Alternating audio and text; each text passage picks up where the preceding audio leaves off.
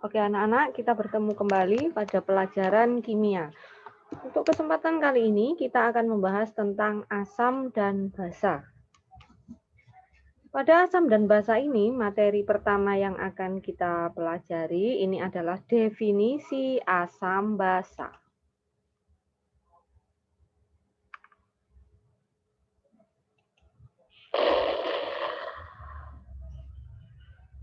Menurut Arrhenius, pada tahun 1903, asam itu merupakan zat yang dalam air dapat menghasilkan ion hidrogen atau ion hidronium H3O+, sehingga dapat meningkatkan konsentrasi ion hidronium atau H3O+ tadi. Ini misalnya ada HCl direaksikan dengan H2O akan membentuk H3O+ ditambah Cl-. Sedangkan basa adalah zat yang dalam air dapat menghasilkan ion hidroksida sehingga dapat meningkatkan konsentrasi ion hidroksidanya tadi. Ini dicontohkan ada NH3 ditambahkan dengan H2O menjadi NH4+ ditambah OH- ini. Ini menunjukkan dia basa. Reaksi keseluruhannya itu bisa dituliskan dengan H+ ditambah Cl- ditambah NH4+ ditambah OH- akan menjadi NH4+ ditambah Cl- ditambah H2O. Atau secara umum jika ada asam ditambah basa akan menghasilkan garam dan air.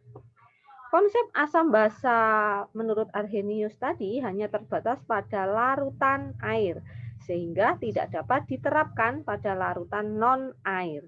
Fase gas dan fase padatan di mana tidak ada H+ dan OH-nya. Kemudian ada lagi ilmuwan yang berperan dalam asam dan basa. Ilmuwan berikutnya adalah Bronsted-Lowry, yaitu di tahun 1923. Menurut Bronsted-Lowry, asam adalah suatu senyawa yang dapat memberikan proton atau H+. Sedangkan basa adalah senyawa yang dapat berperan sebagai penerima proton atau H+. Kemudian selanjutnya ada definisi asam basa menurut Lewis. Kalau menurut Lewis, asam adalah senyawa kimia yang bertindak sebagai penerima pasangan elektron. Tolong diperhatikan, penerima pasangan elektron. Sedangkan basa adalah senyawa yang bertindak sebagai pemberi pasangan elektron. Ini dicontohkan ada Ag+ ditambah 2NH3 akan menjadi H3NAg dan NH3. Selanjutnya yang akan kita bahas adalah tentang kekuatan asam basa atau biasa lebih disingkat dengan derajat keasaman atau pH. Ini seringkali kalian dengar ya, pH. Apa itu pH? pH merupakan konsentrasi ion H+ dalam larutan yang mempunyai rumus pH adalah min log konsentrasi H+ jika diketahui konsentrasi H+-nya.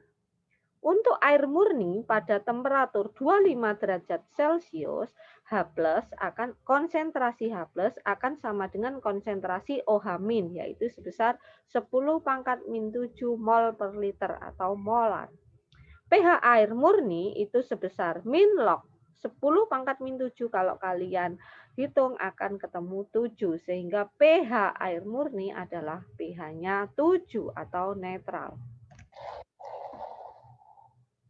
Terdapat 3 kategori pH.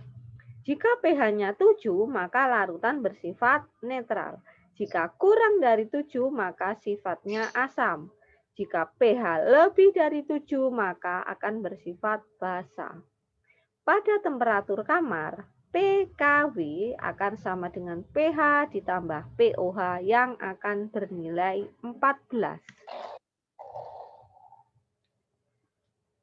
Zat terlarut dalam larutan akan mengion seluruhnya. Ini pada asam kuat. Ya. Di mana nilai alfanya, ini alfa ya, alfa akan sama dengan 1. Untuk menyatakan derajat keasamannya ditentukan langsung dari konsentrasi asamnya dengan melihat valensinya. Misalnya ini, hitunglah pH dari 100 ml larutan 0,01 molar HCl ini. HCl ini contoh dari asam kuat. Karena dia asam kuat, maka cara menghitung pH-nya adalah ini di bawah. HCl itu akan terurai menjadi H+ ditambah OH-. Maka konsentrasi H+ akan sama dengan konsentrasi HCl karena valensi H+-nya 1. Maka akan sama. Berapa konsentrasi HCl? 0,01 atau 10 pangkat min 2 molar, mol per liter, molar. Maka pH-nya bisa langsung dimasukkan min log 10 pangkat min 2 atau hasilnya 2. Sehingga pH dari larutan 10 mili 0,01 molar HCl adalah 2. Sekarang asam lemah. Bagaimana dengan asam lemah? Pada asam lemah, zat terlarutnya tidak mengion seluruhnya atau nilai alfa tidak sama dengan 1, yaitu berkisar antara 0 dan 1. Jadi bisa 0 sampai 1 itu berarti 0, berapa, 0,1, 0,2, 0,3, pokoknya antara 0 sampai 1. Penentuan besarnya derajat keasaman atau pH-nya itu tidak dapat ditentukan langsung dari konsentrasi kayak tadi. Maka caranya bagaimana? Perhitungan derajat keasamannya dilakukan dengan menghitung konsentrasi H+ terlebih dahulu dengan rumus. Jadi dicari dulu konsentrasi H+-nya berapa.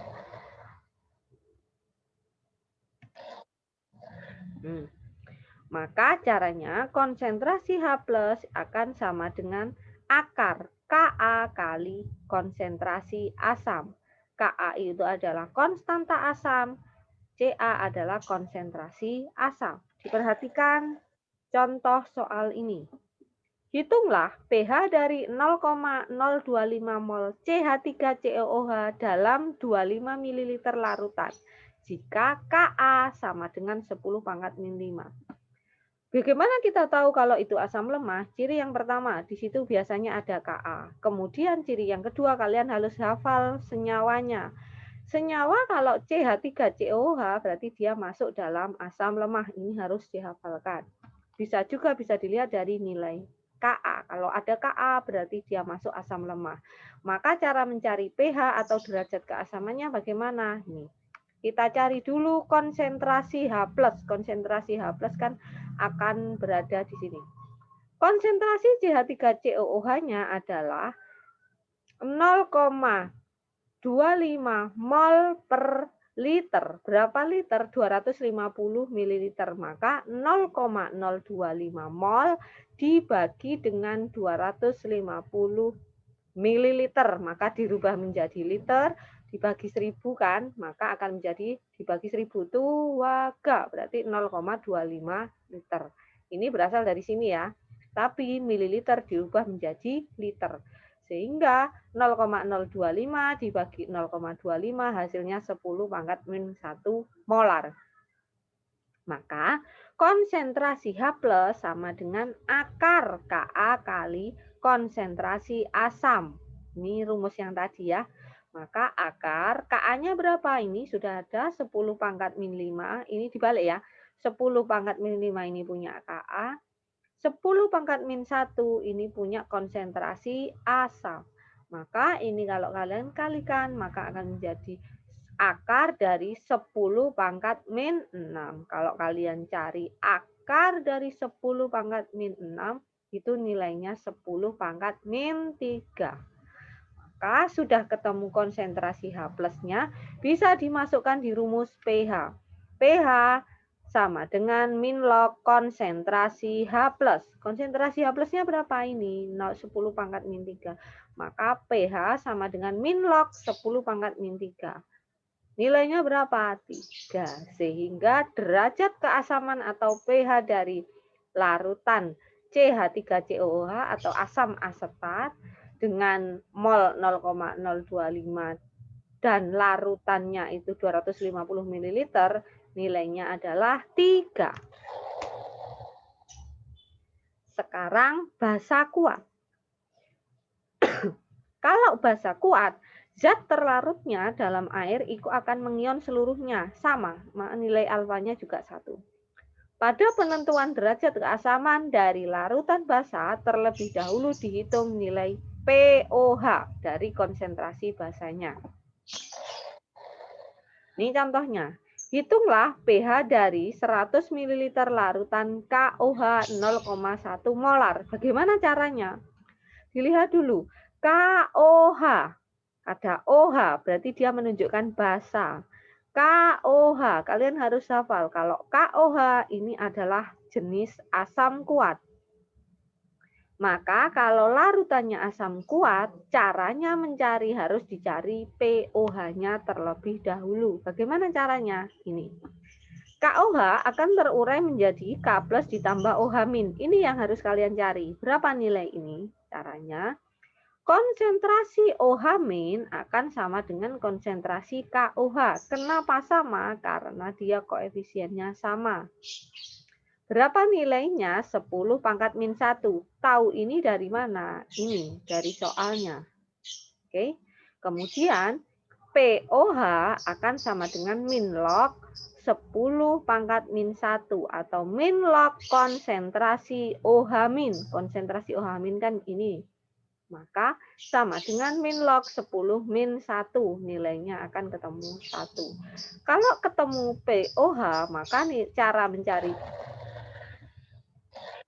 cara mencari pH-nya adalah 14 dikurangi pOH. Karena kalau pH ditambah pOH itu nilainya adalah 14. Maka pH-nya adalah 14 dikurangi 1, nilainya 13. Bagaimana dengan basa lemah? Pada basa lemah ini mirip seperti asam lemah, hanya asam diganti dengan basa. Pada basa lemah tidak mengion seluruhnya, sama kan?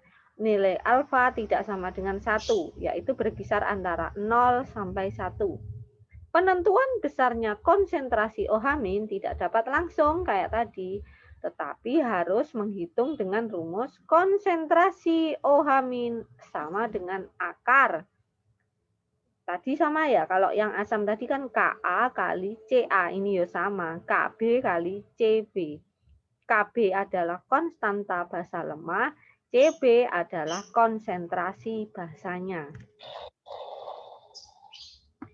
Terima kasih, sekian pembelajaran kali ini. Jangan lupa dicatat untuk belajar pada menghadapi PAS nanti. Untuk minggu depan, kalian akan Ibu beri latihan soal, dan jangan lupa dikerjakan ya, yang mengerjakan selama ini cuma sedikit. Jadi Ibu harap dikerjakan agar nilai kalian bagus. Terima kasih. Assalamualaikum warahmatullahi wabarakatuh.